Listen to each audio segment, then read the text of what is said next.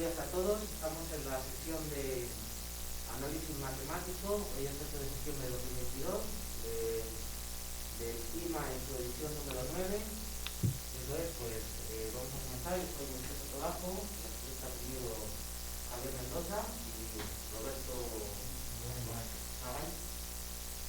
Y vamos a comenzar la sesión. ¿Dónde está aquí?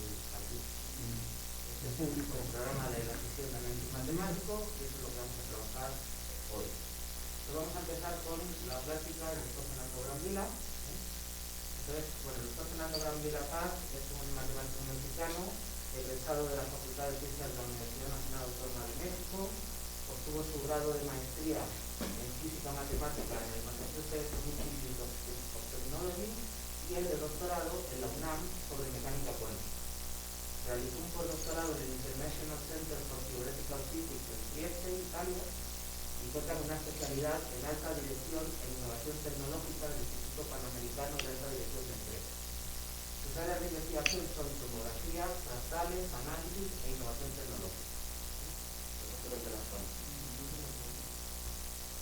Entre sus reconocimientos destacan la medalla Gabino Barrera, la distinción Premio Universidad Nacional en su categoría de docencia de ciencias exactas y la cátedra Sotero Prieto. Ha realizado diversas estancias de investigación. Asimismo, ha ocupado puestos en el Consejo Nacional de Ciencia y Tecnología, la UNAM, y es expresidente de la Sociedad Matemática Mexicana. Ha participado en múltiples consejos y comités de evaluación, como son el Consejo Consultivo de Tecnología de Información y Comunicación del Gobierno del Distrito Federal, el Consejo Consultivo en la CESED, el Comité de Becas de CONACYT, el Consejo Universitario y la Comisión de Honor del Tribunal Universitario, el Consejo Universitario para la Enseñanza de las Matemáticas, además de que ha sido asesor del Banco Mundial para la evaluación del programa para las ciencias médicas, entre otros. Cuenta con amplia experiencia docente tanto en instituciones públicas como privadas. Es profesor de la Facultad de Ciencias de la UNAM desde hace más de 30 años. Además, desde 2010 es presidente de la AMITE, que es la Asociación Mexicana para la Innovación en Tecnología Educativa. Muy bien. Bueno, el profesor Fernando Brambila nos envió su plática, porque no ha podido estar con nosotros, pero la idea es que después se conecte para las preguntas. Entonces voy a pasar a poner la plática, nada más. Déjenme que se me olvidó, eso es importante.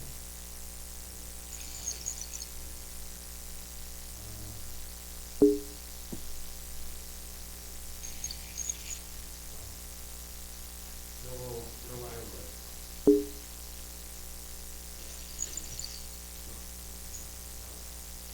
Bueno, luego trato de arreglar. Vale, vamos a poner la plática de Fernando.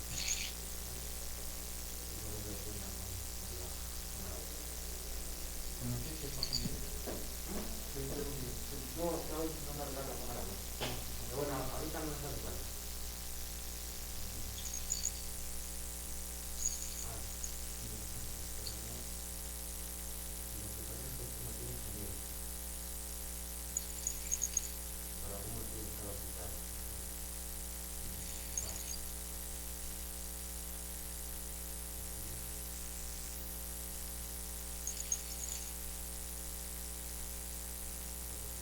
Buenas tardes. Muchas gracias a Moisés Soto por esta invitación a dar esta conferencia. Bueno, lo que les quiero contar hoy es la aventura que tuvimos, pues un grupo de matemáticos que nos invitaron a hacer un estudio para Pemex. ¿Sí? Este estudio es sobre derivadas fraccionarias y eso nos llevó a estudiar además parte de la geometría fractal y aplicarlas sobre todo a la presión con la que sale el petróleo. Bueno, les cuento primero la parte teórica, ¿sí? Resulta que por ahí de 1992 en Rusia, Nigmatulin presenta un artículo muy pues interesante, en el que habla de las integrales fraccionarias y las derivadas fraccionarias y su interpretación física. Cuando estudiamos derivadas fraccionarias, en la historia de las derivadas fraccionarias, que en un momento les voy a contar, muchos de los grandes matemáticos trabajaron sobre derivadas fraccionarias, integrales fraccionarias, pero el problema era su interpretación física, ¿sí?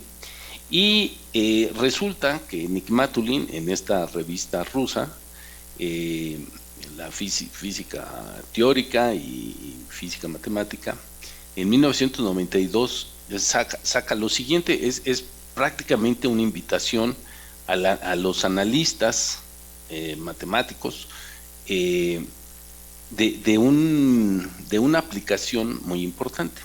Entonces, lo primero que dice Nigmatulin en su artículo de 1992 es que si tomamos un conjunto de Cantor, que estudiamos en análisis matemático, dice, consideren la función de Cantor, que quiere decir en cada punto del Cantor, levanten ese punto a 1, por ejemplo, ¿no? Que también le llamamos las barras de Cantor, porque lo podemos hacer como un límite.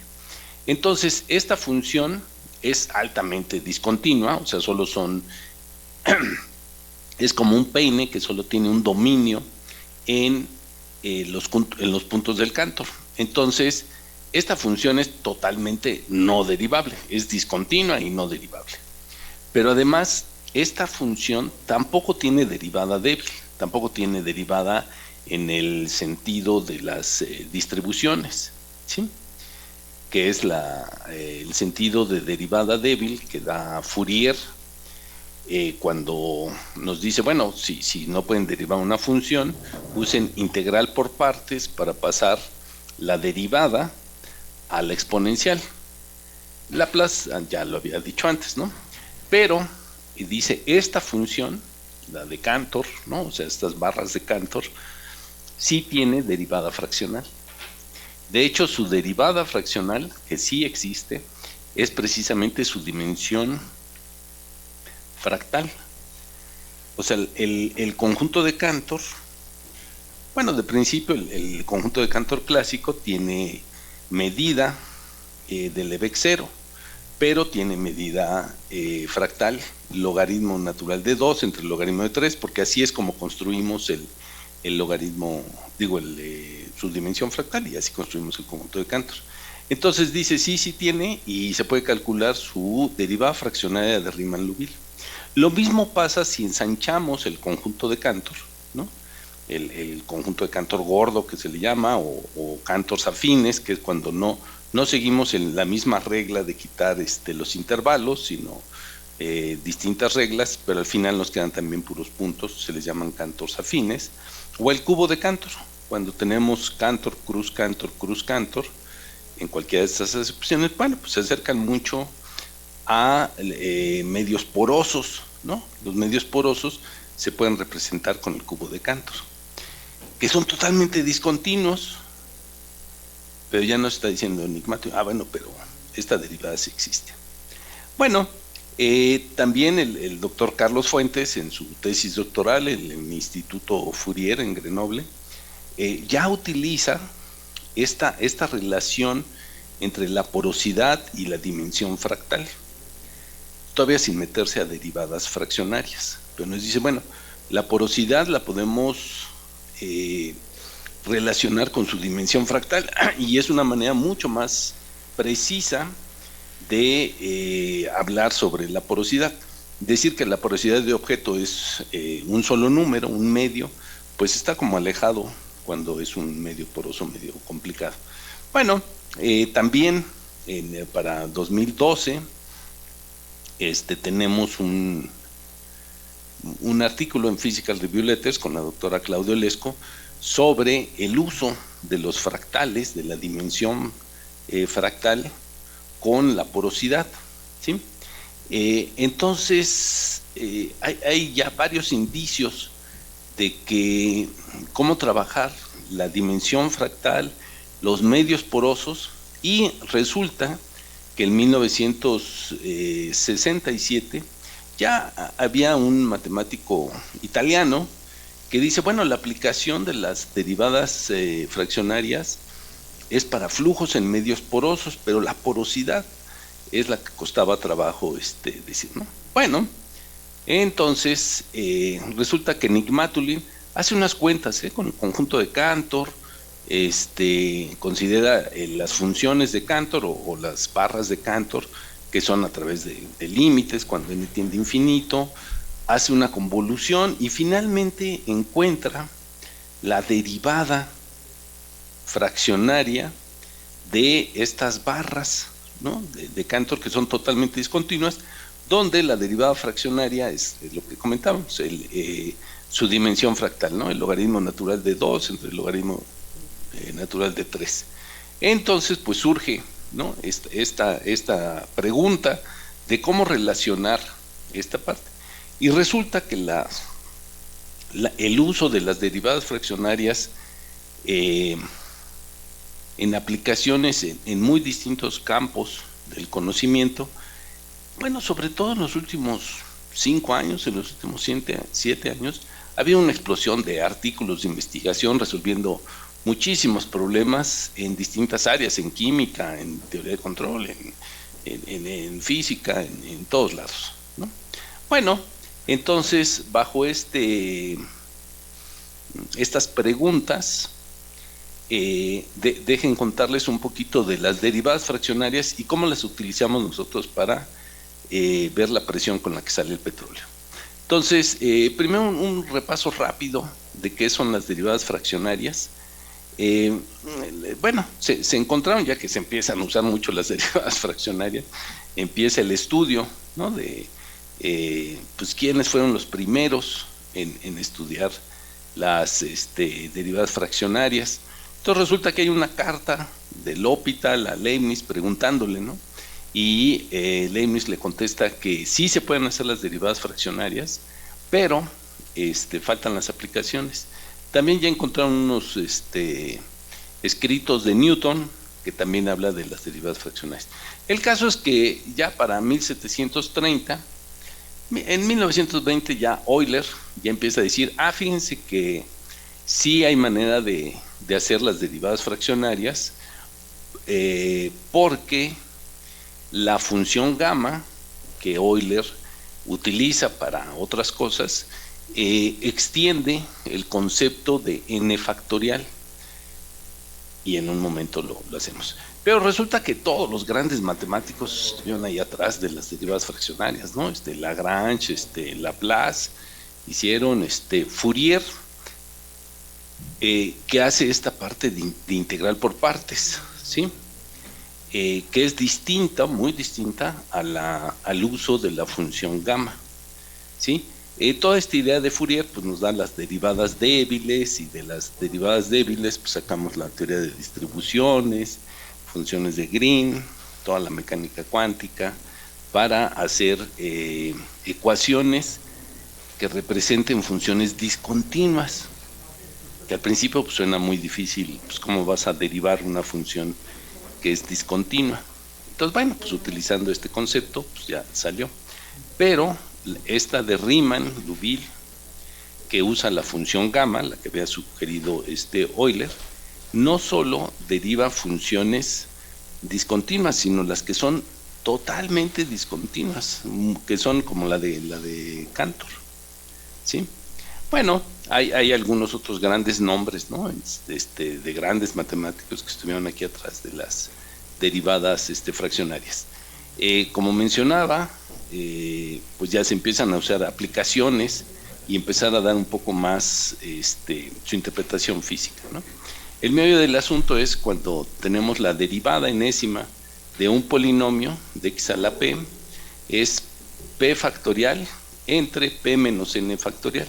Y esto es lo que tenemos que extender si tomamos la derivada en lugar de n un número entero. Si ponemos aquí n cualquier número real, lo que se sustituye es el p factorial. Entonces, lo que dijo Euler, 1720, es la función gamma que él utiliza, ¿no?, para muchas otras cosas. Cuando tenemos un número entero, es lo mismo que n factorial. Pero si no es un número entero, entonces lo podemos sustituir en la definición de derivada al alfa, donde alfa es un número real. Cualquier número real, sustituyan, ¿sí? En lugar de n factorial, entre n menos 1 factorial, ponemos aquí la gamma. Y esta es la extensión, ¿no? Bueno, Euler es lo que propone. Si utilizamos esto, pues ya se puede ver que entre la función original y su derivada hay ciertas maneras, ¿no? de tomar aquí su derivada fraccionaria. La de Fourier, que es esta basada en la integral por partes, el seno de x, su derivada es el coseno. Bueno, pero ¿qué es el coseno? Pues no es más que el seno, se mueve pi medios. Entonces, desde Fourier decimos, bueno, si en lugar de moverte pi medios, te mueves una parte de pi medios, la mitad de pi medios, pues estarías derivando el seno, la mitad de su derivada, o el número que le pongan a alfa, un número real, pues estaríamos moviendo el seno. Entonces, bueno, pues hacer derivadas fraccionarias del seno, del coseno, del exponencial, pues suena no tan complicado, ¿sí? Entonces, esta idea de Fourier, que es basada en la integral por partes, es todo un desarrollo, pero, como dijimos hace un momento, Nigmatulin hace ver que la función de Cantor no tiene derivada débil, pero sí tiene la derivada si usamos la función gamma.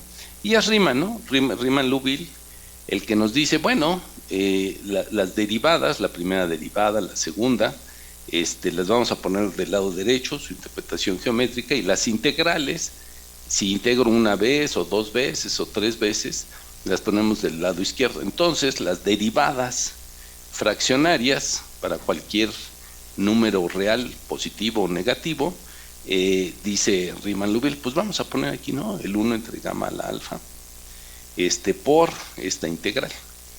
Y de esa manera, Riemann, pues ya nos habla de derivadas y de integrales. Esta formulita, ¿no? Que antes aparecía en muchos libros de texto, ¿no? De cálculo, nos dicen, si sobre la misma variable, ¿no? Vuelvo a integrar una vez, dos veces, tres veces, es lo mismo, no son integrales dobles y triples, son integrales foliadas. Es 1 entre n menos 1 factorial por esta integral. Entonces dice, si nosotros queremos integrar un número fraccionario de veces, pues lo único que tenemos que hacer es sustituir el n menos 1 factorial entre gamma, ¿no? 1 entre gamma al número de la integral fraccionaria. Y la derivada, pues simplemente las ponemos unas positivas y otras negativas. Esto es lo que hizo Riemann en 1847. Por cierto que igual que hizo estas derivadas fraccionarias, sacó la z de Riemann y sacó toda la geometría riemanniana y todo eso, y no sabía cuál de sus avances poner para tesis doctoral.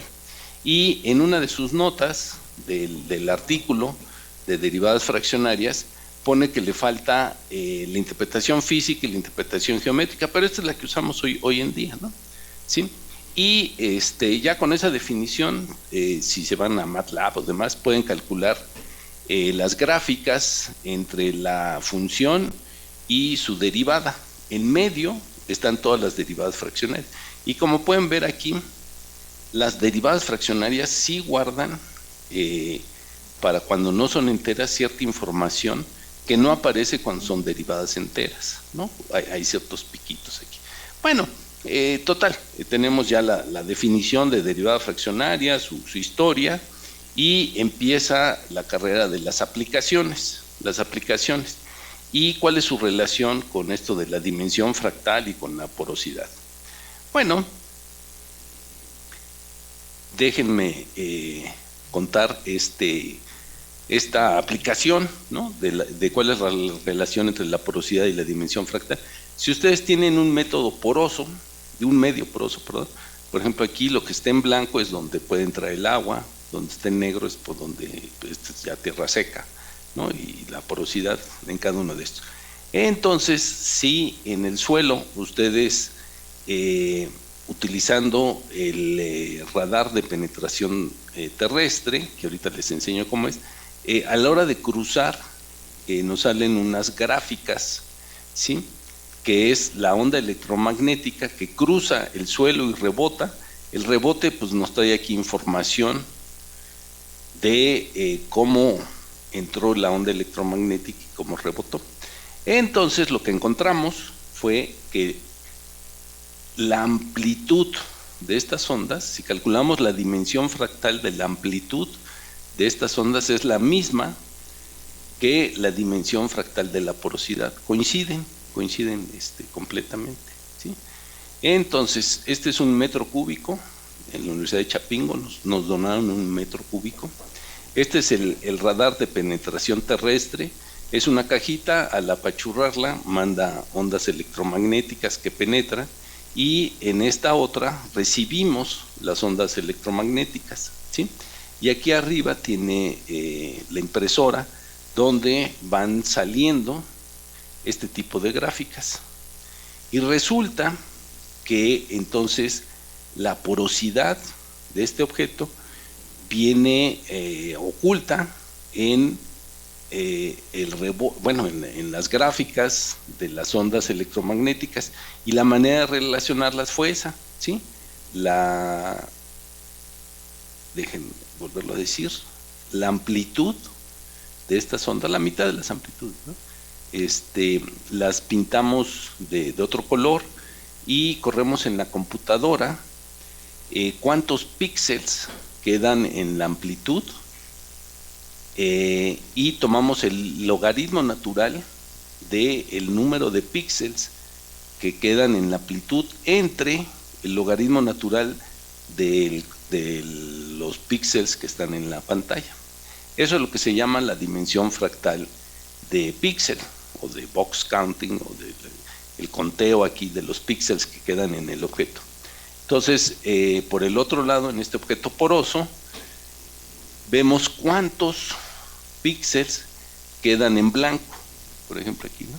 El logaritmo natural del número de píxeles en blanco entre el logaritmo natural de todos los píxeles que hay en la pantalla. Y resulta que son el mismo, ¿no? Entonces, al darnos cuenta de que es el mismo, pensamos que hay una relación entre la porosidad y la dimensión fractal de la parte de arriba de la amplitud. Es una correlación que hay entre estos dos, ¿sí? Entonces, lo que hicimos fue, la doctora Lesco se llevó un metro cúbico en la camioneta, se lo llevó al Instituto de Geología de la UNAM, y durante un año se estuvieron haciendo las pruebas. Un año porque si llueve, pues cambia la porosidad, si hace mucho calor cambia la porosidad, sale el sol, está nublado, la porosidad es algo vivo, ¿no? Y luego, segunda parte. En los fractales dicen que es lo mismo si es algo muy pequeño, ¿sí? Entonces, esto es muy pequeño, tomamos el microscopio electrónico, ahí en geofísica nos prestaron, y pueden pasar ondas electromagnéticas, y la relación es la misma. Bueno, después viene ya esta relación, viene la fórmula, y como había mencionado, lo publicamos en el Physical Review Letters, y bueno, el que se empieza a utilizar este resultado. Después de ahí pasamos al petróleo. El petróleo, existe petróleo que se juntó hace 100 millones de años, si las capas geológicas están formadas. Si estas capas geológicas se rompieron, pues se fue el petróleo hace millones de años, ¿no? Entonces, una manera de saber si hay petróleo, pues es ver si están formadas las capas geológicas y entrar físicamente y sacar los núcleos. Y la otra que fue lo que nosotros hicimos, bueno, la doctora Lesco con sus alumnos, revisar la amplitud de estas ondas, la dimensión fractal, y decir cuál es la porosidad que corresponde, que es un método pues ya no invasivo, ¿no? Y ya se termina. Y luego viene el problema por el que nos llamaron. En el 2010 hubo un derrame de la British Petroleum, de petróleo, aquí en el Golfo de México, penetraron a 9 kilómetros de profundidad y la presión voló todo, hizo el derrame más grande que ha habido de petróleo. Y entonces todas las compañías petroleras hicieron revisar sus modelos, entre ellos Pemex, nos mandan llamar y nos dicen, queremos que hagan la derivada fraccionaria de la ecuación parcial que rige la salida del petróleo, ¿sí? El petróleo a 4 kilómetros de profundidad aquí en México está aquí muy cerca, ¿no? Enfrente de Ciudad del Carmen está Cantarell y ahí el petróleo está en fracturas o en búculos que son cuevas, ¿no? A 4 kilómetros de profundidad, llevan 100 millones de años ahí atrapado la materia orgánica, se convirtió en petróleo y las rocas, y ya tiene el modelo que ellos utilizaban, que es una ecuación de difusión derivadas con respecto al tiempo en las distintas porosidades. Cuando rompen uno, pues el petróleo brinca para todos lados. Y lo que nos pidieron fue poner aquí las derivadas fraccionarias en el modelo de las matrices, o sea, de la roca, en las fracturas, en las cuevas, y también le pusimos otra derivada fraccionaria a la variable espacial, ¿sí? Entonces, del modelo clásico, estaban muy lejos de la realidad, cuando, déjenme ir al final, pues ya se me acabó el tiempo. Si le ponen las derivadas fraccionarias a las 3 ecuaciones con triple porosidad, triple permeabilidad, derivadas con respecto al tiempo, que al moverlas van a dar superconductividad o super difusividad, y si la alfa es para el alfa mayor que 1, si la alfa es menor que 1, van a ser fenómenos más lentos, que para el petróleo está bien, porque al principio sale con mucha velocidad y luego va disminuyendo. P es la presión con la que sale. Y R, que es la variable espacial, también le pusimos otra derivada, ¿sí? Y esto da los datos, las gráficas que Pemex tenía de que efectivamente así sale en este tipo de suelo, ¿sí? Bueno, ya se me acabó el tiempo y pues aquí voy a parar, ¿sí?